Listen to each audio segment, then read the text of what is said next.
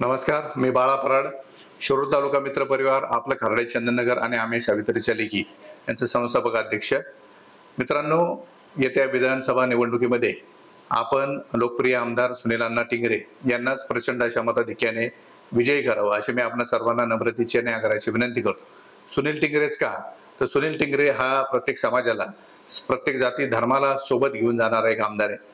राजकारणाच्या पातळीवर ठेवून मैत्री जपणारा आणि सर्वसामान्यांचे हित जपणारा असा हा लोकनेता असून याच्यासाठी आपण सर्वांनी एकजूट व्हायचे आणि सुनील अण्णा टिंगरे यांनाच मोठ्या मताधिक्याने निवडून द्यायचे.